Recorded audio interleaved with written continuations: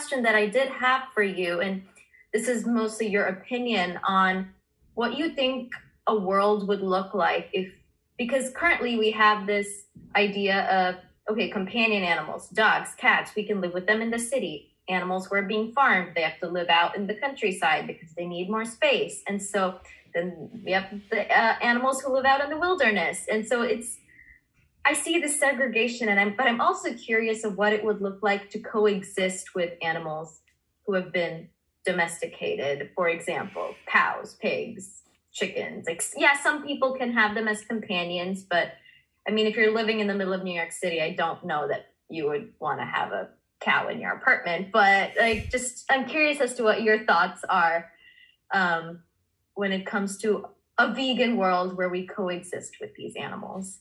Yeah. Yes. Another good question.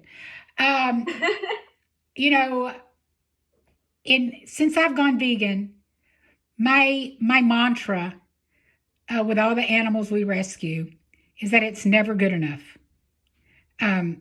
It's never good enough because all of these animals should be free. They should not be confined and tortured and bred into existence. The vegan world started, in my opinion, in the Garden of Eden.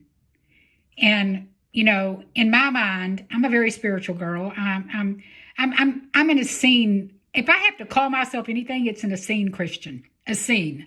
I really do believe in that Jesus was vegan. And I really do. And I study all the books, about that. I just bought one by Keith Akers called The Lost Religion of Jesus. And so if I was to imagine a vegan world, it would be like Jesus was born in a manger. The cows and the chickens and the goats all came to witness this wonderful experience, right? This event. They weren't confined and tortured and slaughtered afterwards. They were part of the process. And, like earlier when we were all out here with the volunteers, cleaning up Lulu's pen and Magic's pen and all around, all the cows that were outside of there, they all came over and they all just kind of watched us and they just want to be part of. And so a vegan world is where you do what you do, take care of yourself, each other, and the animals participate.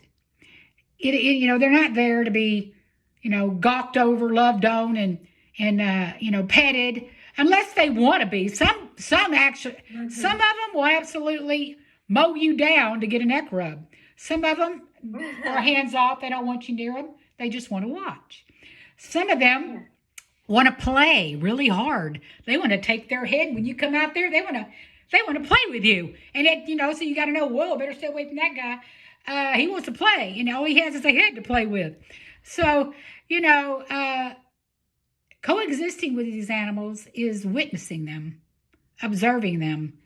And we have 147 acres here, but it ain't enough. When I imagine that the planet has all this land that is being used to breed animals, to kill the rainforest, to kill horses off the open range, to kill wild animals that are threatening cattle ranchers. When I imagine that we have all this land that we're using wrong, if we could all come together and use it right, there would be no need for sanctuaries.